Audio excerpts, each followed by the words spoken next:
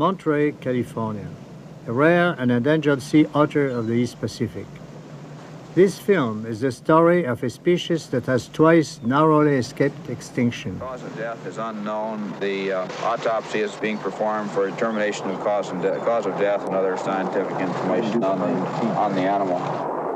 There is probably an underlying skull fracture, which is probably related to trauma. Whether or not this is the immediate cause of death will have to be determined by autopsy.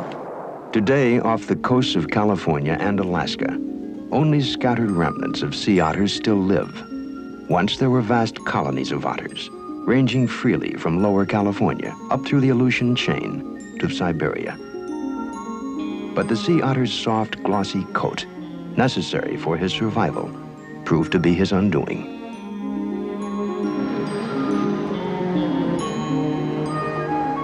Two centuries ago, the sea otter's fur was first coveted by Japanese nobles and feudal lords.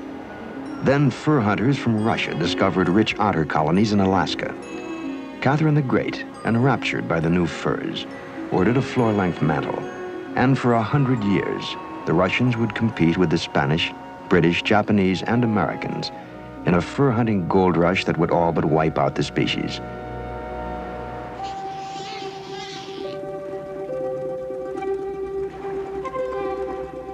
By nature trusting, the otters were easily slaughtered by spear, gun, and club.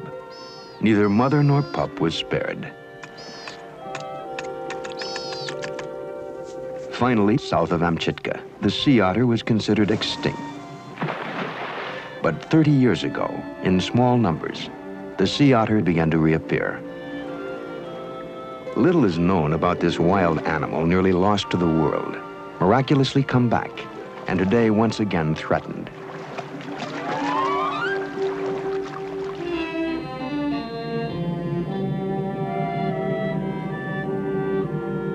Now Captain Cousteau and his divers will film for the first time the underwater life of this shy sea mammal and study what is essential for its survival as it faces its second brush with oblivion.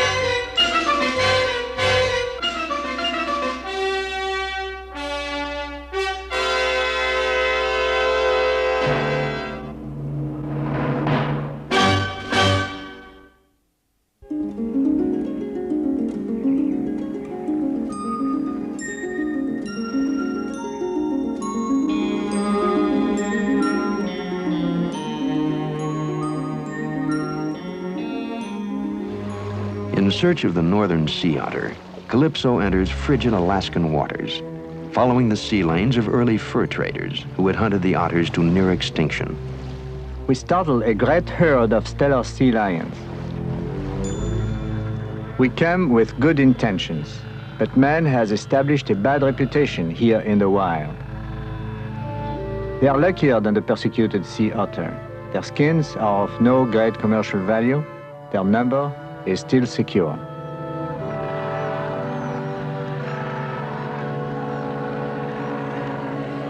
The sea otters are thinly scattered over the vast Aleutian chain. The kelp beds are their natural habitat, but the thousands of kelp floats can be mistaken for sea otters. It makes it difficult to locate them. We continue our search, both above and below the kelp beds. It is here, protected by the Fur Treaty of 1911, that the sea otter staged his comeback. It is in this majestic marine wilderness that the sea otter, once a land animal, dives and hunts for his food.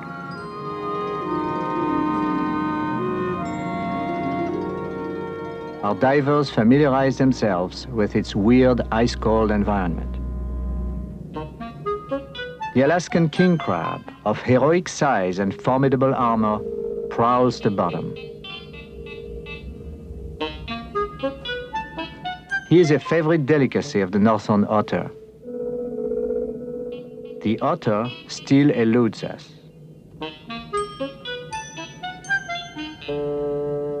The holdfasts anchoring the kelp look like the roots of great trees, but they are fragile anchors, as they do not penetrate the soil. We are enraptured by the alien beauty of the sea otter's underwater forest.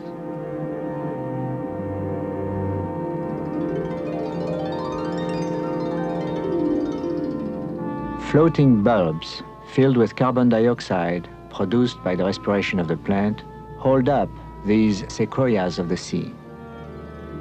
Kelp are among the longest plants on Earth. Ascending along seems an eternity.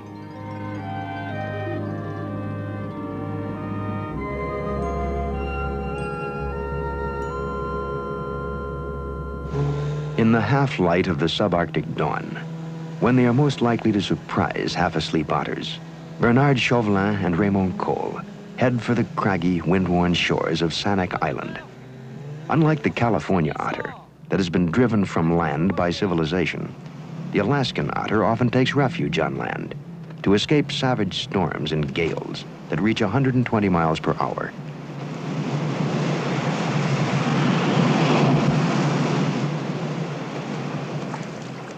On the protected side of the island, there are still no otters in sight.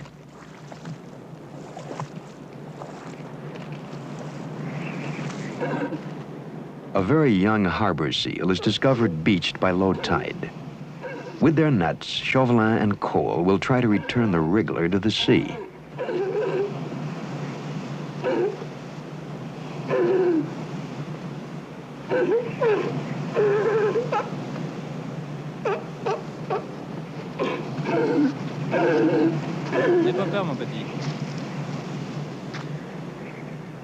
Its mother waits.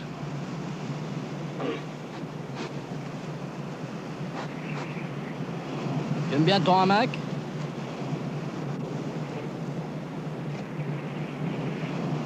Allez, va te baigner.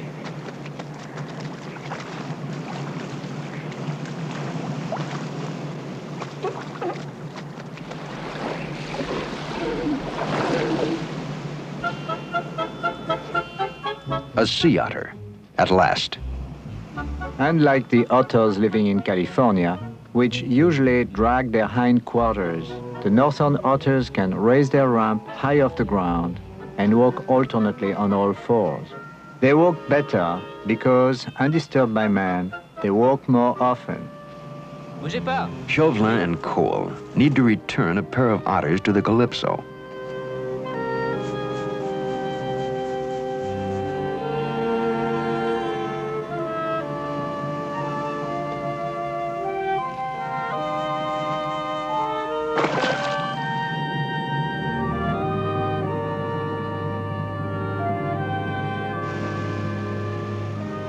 The netted otters will be transported to Calypso, where in a saltwater pool, food and the security of kelp await them.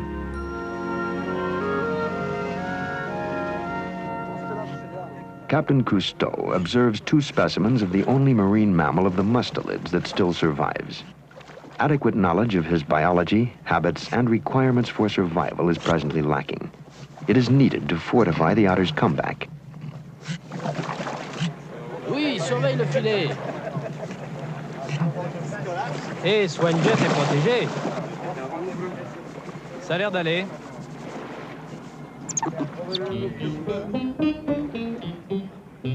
Otter, with your bristling silver whiskers, you look most wise to me. And wise enough you were to escape your natural enemies for many thousands of years, until man cheated and came with guns. Guns that are unfair to wisdom.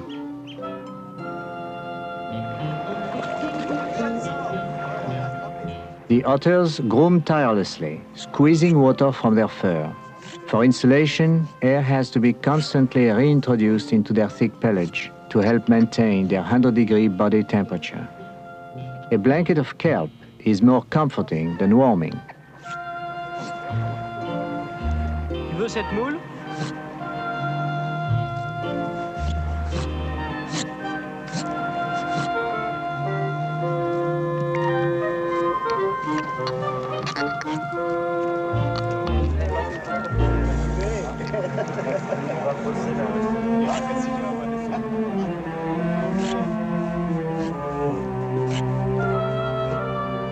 Otters embrace when they are anxious or frightened.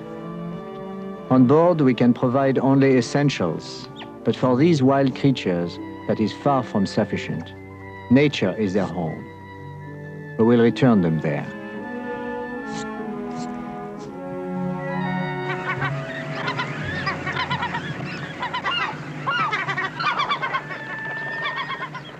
Captain Cousteau has the otters return to Charney Reefs, where they were discovered. For the double-crested cormorant, the bleak Aleutians are also home. Like the sea otter, the cormorant dives for its food in the icy waters of Alaska.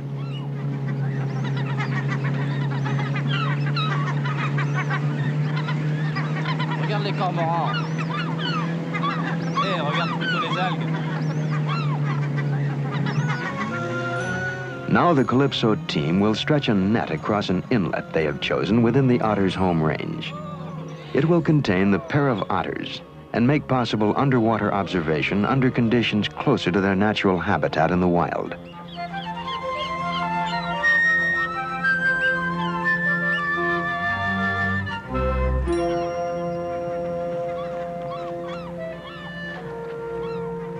The otters are released within the netted confines of the Long Cove.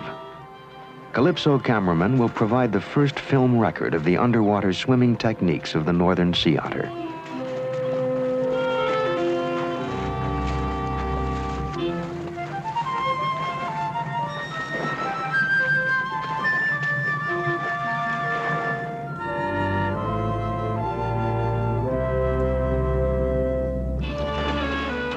Doucement avec le filet. Ne la blesse pas.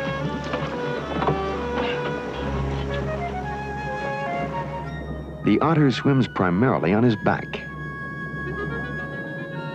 His large, flat-webbed feet combine with his slightly flattened tail to give him great power and maneuverability. The otter is tempted by his favorite food, but refuses to eat from the hand of man.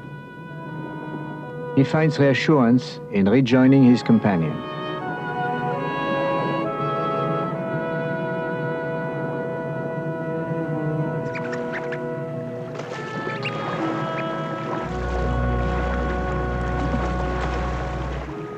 A meal offered from a distance is eagerly accepted. Having no reserve fat layer, like whales and seals, otters cannot go long without food. To maintain weight and body temperature in the icy sea, northern otters must eat up to 20 pounds a day, or 1/4 their body weight. Eating only on the surface, using their chests as tables, they feast on Alaskan king crab.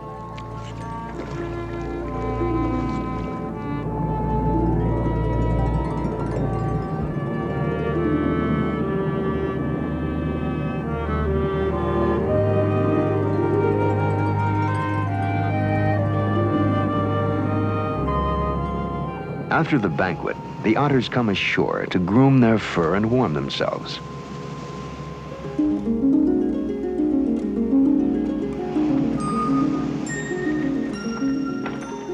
The otter enclosure lures the puffin, or sea parrot.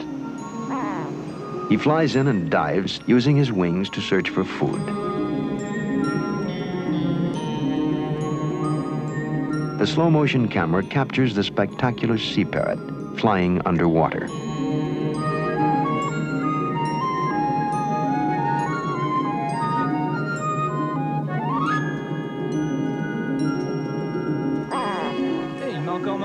To protect the bird from entanglement, Louis Preslin gives the puffin a boost over the net, directing it towards safer hunting.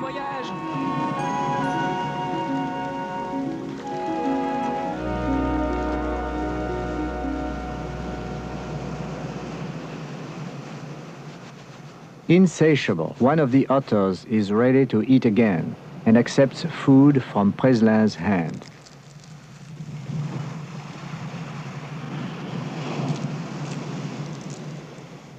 And now, the supreme luxury, to caress a living fur.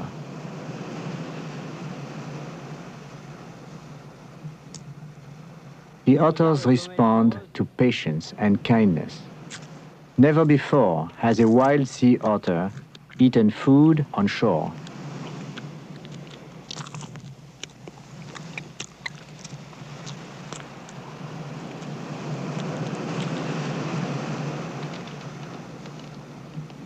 The sun travels low across the Aleutian Islands. In the stillness of the Alaskan wilderness, evening comes early and lingers long.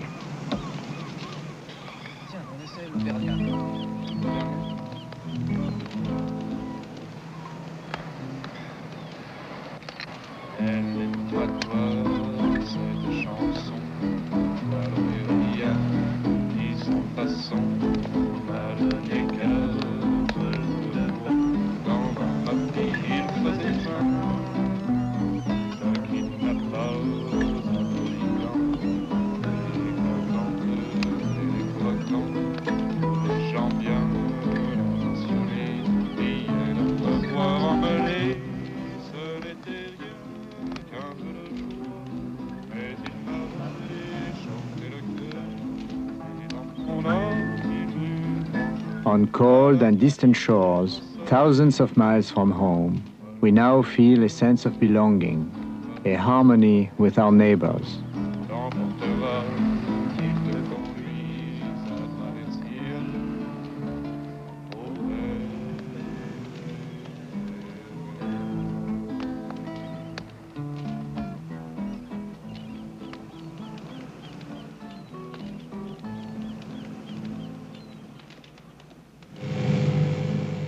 Captain Cousteau leaves Calypso for the Otter enclosure. Work with the northern sea otter of the Aleutian chain is completed. À bientôt, commandant.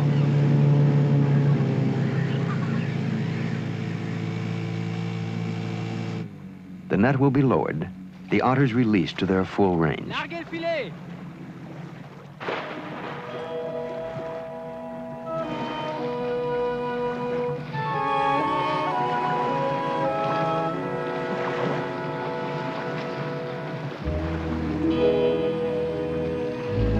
Allez, au revoir.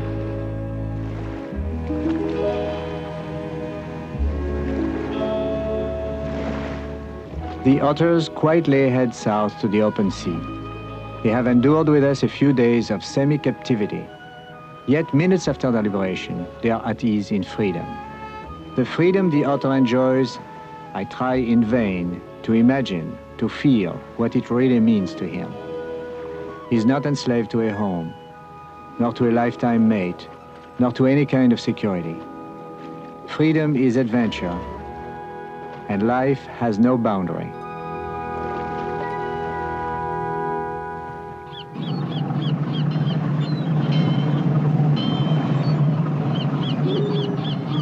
Monterey Harbor, bustling hub of Central California's fishing industry.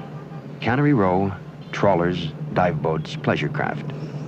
It was amidst this hubbub and heavy offshore traffic to the south that the extinct California sea otter made its miraculous reappearance.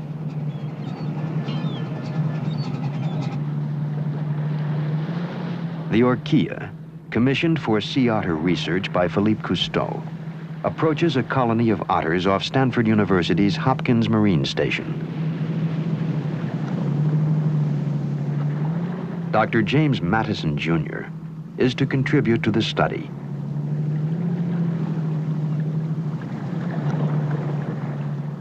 In 1911, the California otter was considered extinct. Years later, there were occasional sightings by lighthouse keepers and rangers, but these were kept secret because of the danger of poachers. Then in 1938, a small herd was viewed from a new coast highway, and the secret of the unsinkable sea otter was out.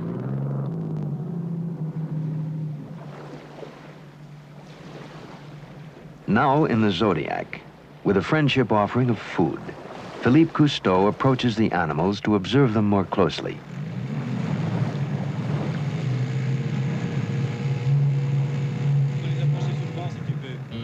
Otters wrap themselves in kelp to keep from washing ashore while resting or sleeping. They try to move without getting their paws and feet wet to avoid heat loss from their bare limbs. Since they spend their lives at sea, they groom endlessly. Dirt and oil mat their fur and destroy insulation, which can lead to death. No matter the otter's age or sex, the otter's mustache has earned it the name Old Man of the Sea.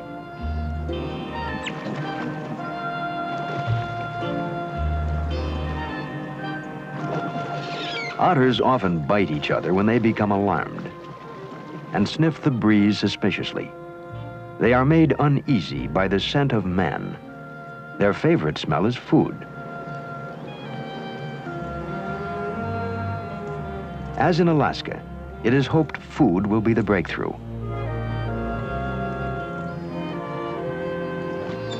But the otters here have even less reason to trust man.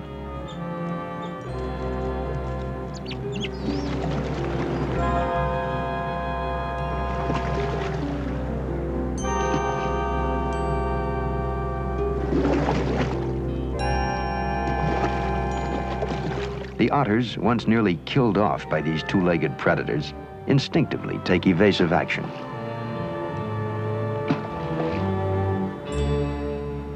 Any rapprochement between man and animal, for now at least, seems impossible.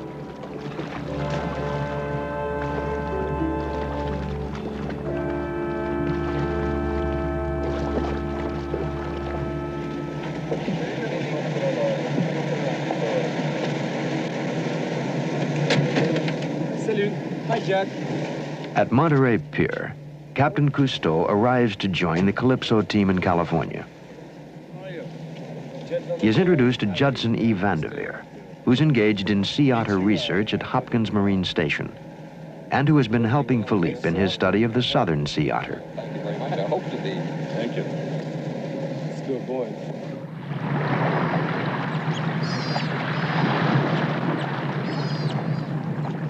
In all of their experience in Alaska, Captain Cousteau and his divers had never seen such a gathering of sea otters.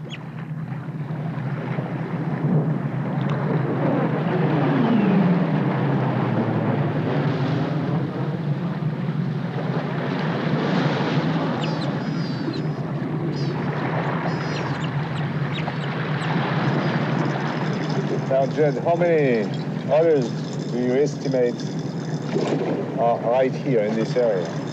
46. 46? Did you count them all? Yes. I think he counts them about 10 times a day.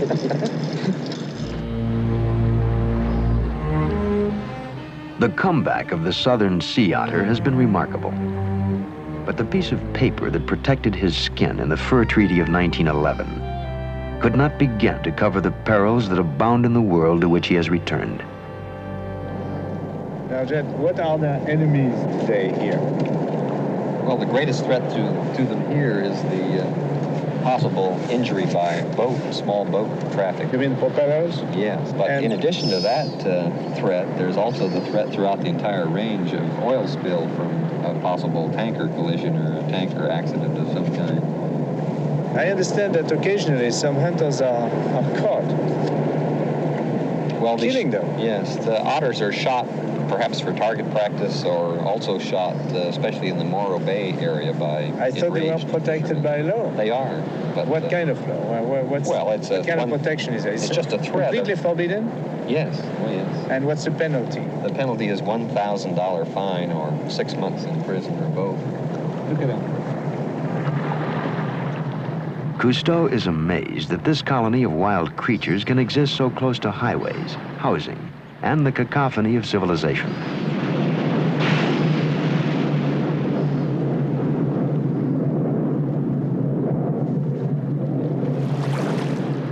Philippe Cousteau will now attempt to photograph the otter, unapproachable on the surface, beneath his canopy of kelp.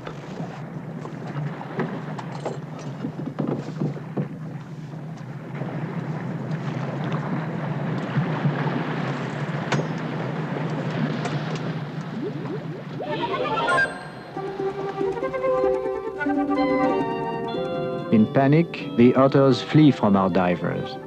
But perhaps for the first time, the southern otters meet divers that are not hostile. The otters are afraid, but curious.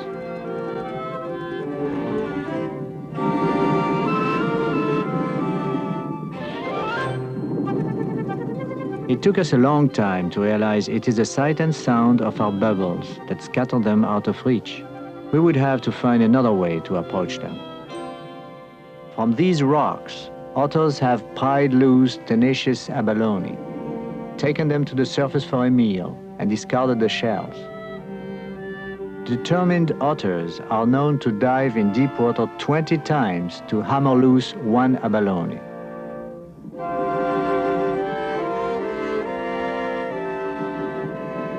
On the way up, our camera light frightens a curious otter.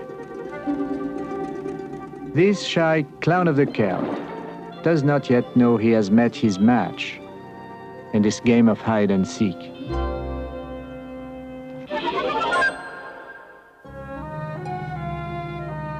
In Monterey County's Stillwater Cove, the Cousteau team will make another attempt to film the sea otter underwater. This time they will use silent diving gear. Louis Preslin fills an oxygen rebreather canister with soda sorb crystals. The chemical absorbs carbon dioxide as the diver recycles the oxygen. This eliminates the emission of the massive bubbles that frighten the otters. Great care must be taken that no water enters the canister, as this would reduce efficiency and lead to caustic burns of the mouth.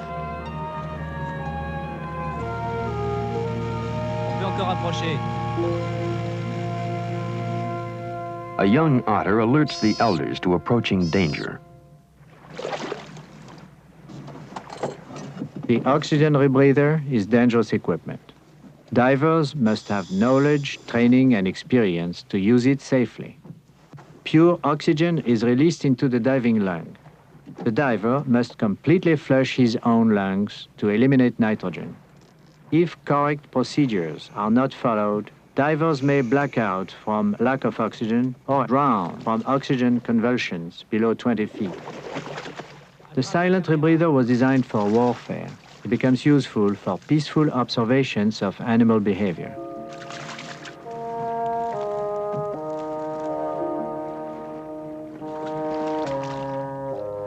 Philippe Cousteau and Jacques quietly slip underwater. But otters have sensitive surveillance systems.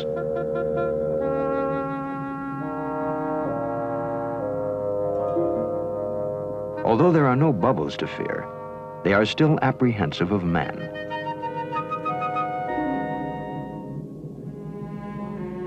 In the quietude, suspicion begins to give way to increasing interest in the peace offerings from Delcouter.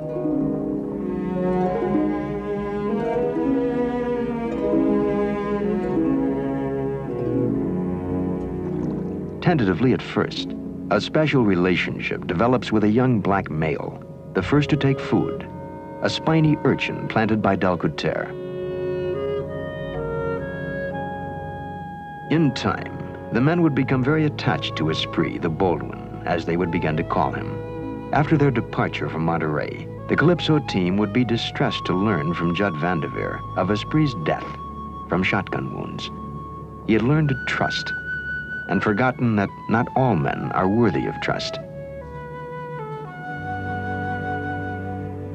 Esprit gets away with a planted abalone. As the otter gathers his food, we are reminded of the natural interdependence of otters, urchins, abalone, and their shared home, the kelp forest. The sea otter's favorite food is the urchin, which uncontrolled destroys the kelp upon which the abalone, a vegetarian, is dependent. Before the otters were slaughtered and the abalone fished, there was a balance of kelp beds, urchin, abalone, and otters stretched along the entire coast.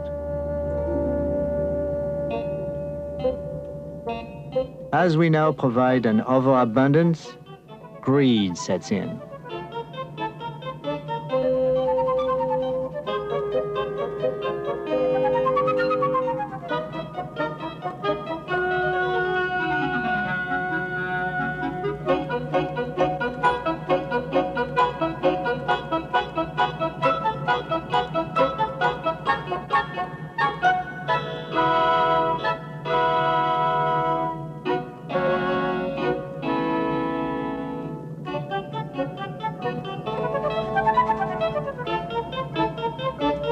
The sea otter is one of the few tool-using animals. To break the shell of the urchin, this otter takes along a rock.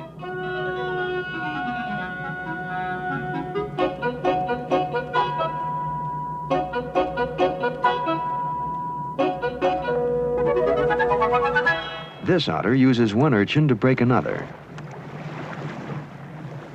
Ça s'est bien passé? Oui, elle avait grand faim. The rebreather dives have been successful. Now it's happy feeding time. Succulent abalone provides its own plate.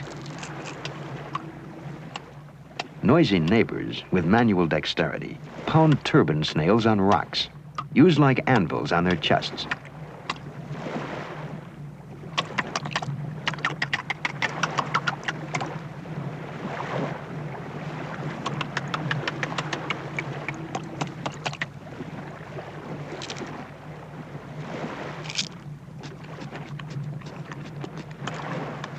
Sea otters are able to use a rock not merely as an anvil, but also as a hammering tool.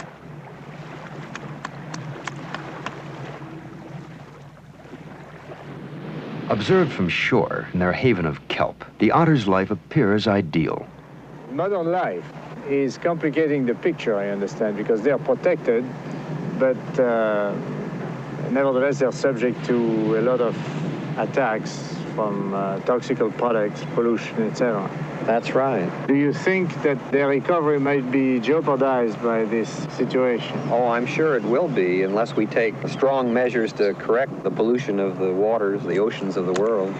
Here locally, we're struggling to control our sewage effluent, and we're trying to stop, of course, the use of detergents that help contaminate the ocean, as well as the use of pesticides like chlorinated hydrocarbons that can become cumulative in animals like the sea otter.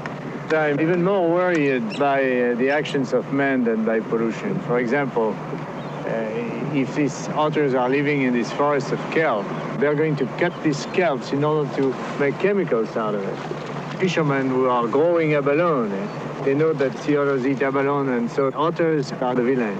By oversimplification, men are completely spoiling the picture. They don't understand that everything is tied up and that otters are protecting the abalone indirectly, as well as the kelps.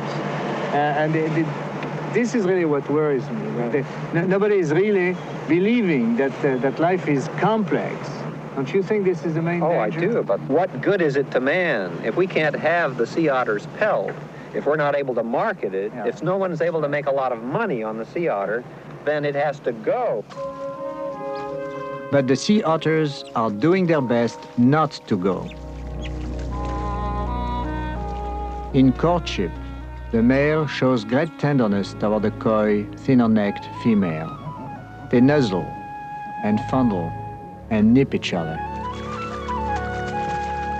Then the male tries to grab the female's nose with his jaws to hold her tight in order to mate in the water.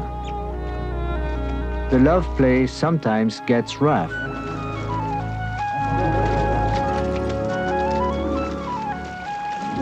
Once the eager male has grasped the increasingly submissive female by the nose, there is again great tenderness in their movements. The nose bite by the male is believed to cause ovulation. The female lies on her back, and embraced by the male, they swim together for as long as 55 minutes. The gentle waves serving as their nuptial bed.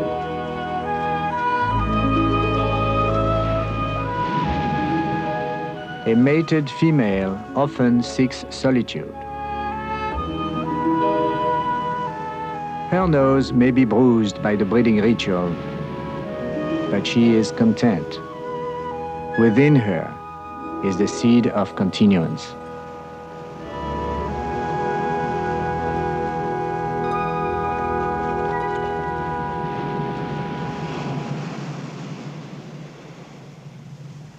In the peaceful life of the otter, a seldom seen display, two otters fighting.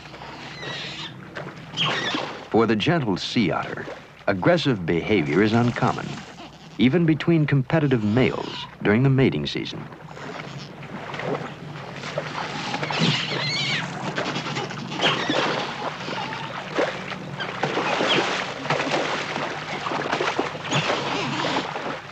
combatants will emerge from the bloodless battle much less bruised than is the mated female, whom Philippe Cousteau now approaches.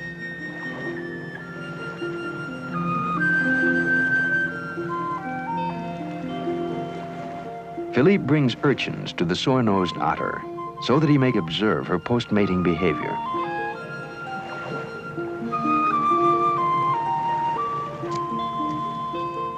During the course of several feedings, a special rapport is established.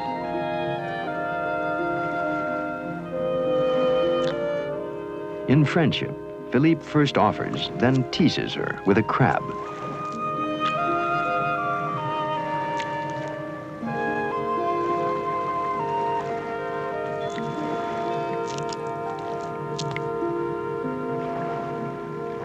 A relationship must be secure. To place a live crab on the stomach of a mated female with a sore nose eating a spiny urchin.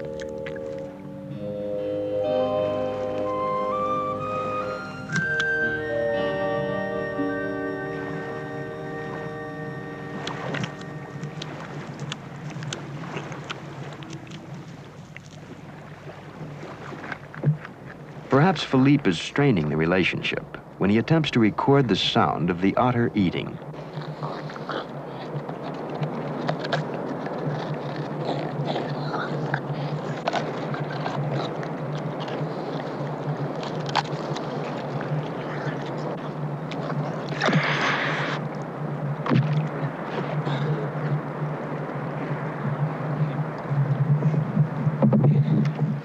To make amends for the intrusion, Philippe offers her an urchin.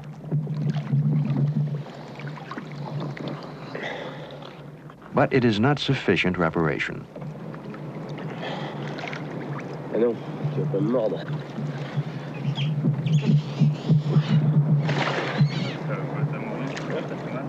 To pacify the otter, an urchin is dropped.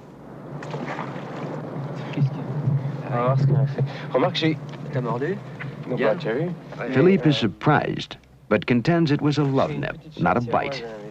It's the same as when his female cat nips him out of affection, he says.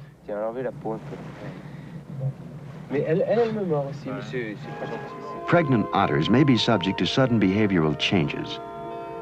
The otter now rolls toward the men to drape herself in the kelp near the boat.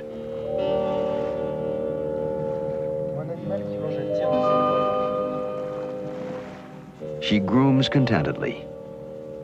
All is forgiven.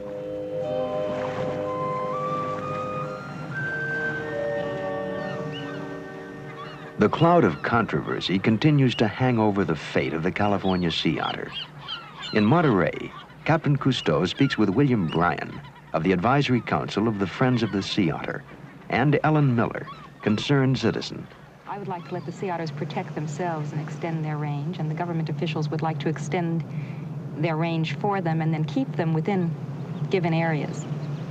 They would like to move some sea otters so that in case we ever had an oil spill, there would be other otters who would be protected, they think. But wherever they would move them, they would try to confine them to a limited area, which...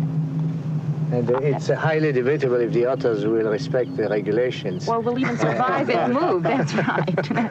In the Alaskan transplants, yes, just in capturing animals for transportation, 50% of the animals were killed, yes, in the netting operations. We have a very small amount of animals to begin with. Bill, what would you say the dangers are that the sea otters are facing today? Greatest danger to our friend is this conflict that has arisen between the commercial abalone interests and the survival of the otter, because the commercial abalone fishermen want to have the otters removed from the southern portion of the range where these people gather abalone that live in your ocean and my ocean, and they sell the abalone for $5.60 a pound.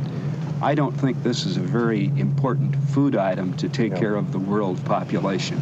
Only a handful of commercial divers' pocketbooks. At Morro Bay, fisherman Ernest Porter demonstrates the size of abalone commercial fishermen can legally harvest and presents his side of the argument to Cousteau. Now, you know, we are interested in the sea otter. Yes. And I know that some of you think that the sea otter is interfering with your profession. How is it? Well, this is true. The sea otter, in making its comeback, is moving down the coast, and as it does, it's reducing an exploited environment. But there are not that many yet, or are they? Well, the number of otters that are in their total range is not the problem. It's the concentration of animals that have moved to a new feeding area that are doing the damage to the commercial fishery and, in fact, all of the nearshore fisheries. How many abalones do you think a sea otter can eat a day? Well, now, if you would, if the sea otter was only taking abalones of the size that we pick, approximately 4 or 5 abalones a day. But the otter is taking many little ones to make up for these few big ones. He has no size limit. Ernie, you know, the friends of the sea otter consider you as, you know, the dragon, the danger, you personify all the enemies of the sea otter to them. What's true in that? Well, that's not true. I am not the enemy of the sea otter that they say I am at all. They misconstrue this because they can use me as the #1 enemy that destroys me before I even have a chance to show the other side. Yeah. And the other side is not the side against the sea otter, but it's the side against the so-called friends of the sea otter. They're my enemy, not the sea otter.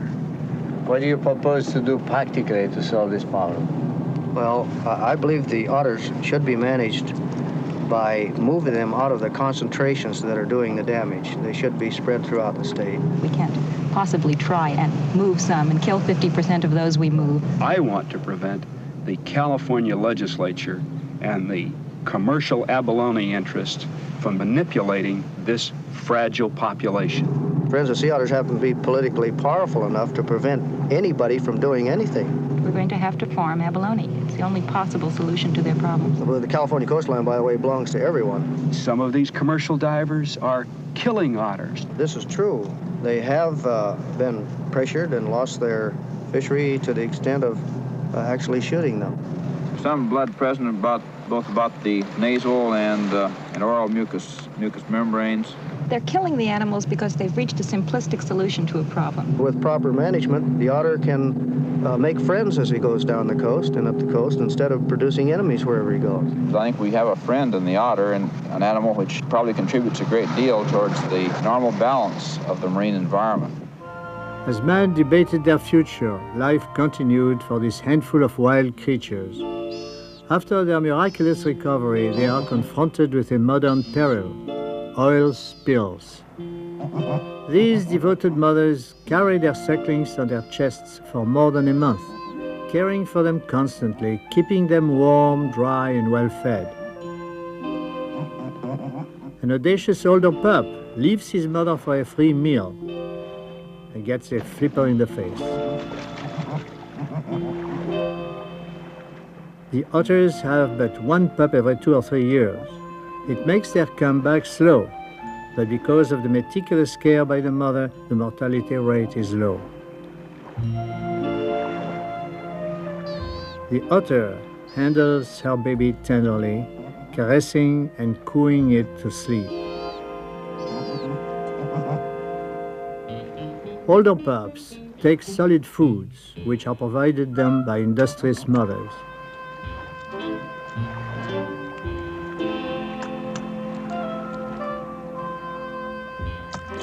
The otter doesn't like to leave her pup, but at times she must, to seek food for him. The pup is too buoyant to dive and floats like a cork. He looks toward his mother in the surf and cries his distress.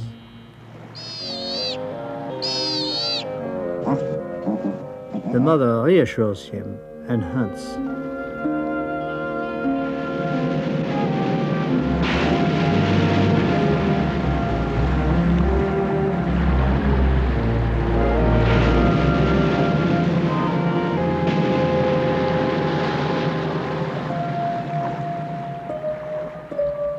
By the time the mother reappears, the pup is floating near the rocks. She must swim her baby out of danger. For ages, matchless mothering has helped safeguard the delicate survival of the sea otter. Today, their continuance is threatened by a new danger: increasingly frequent oil spills. For the second time, the sea otter is at the mercy of a recent arrival, Homo sapiens, as capable of cruelty and selfishness as of generosity and compassion.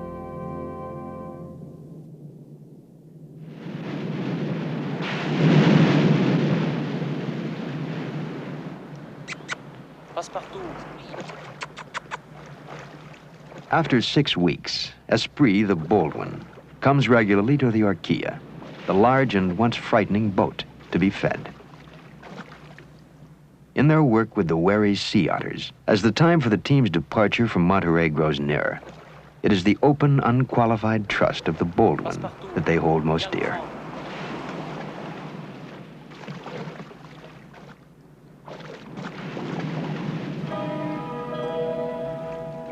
Delcouter bids the otter fond adieu.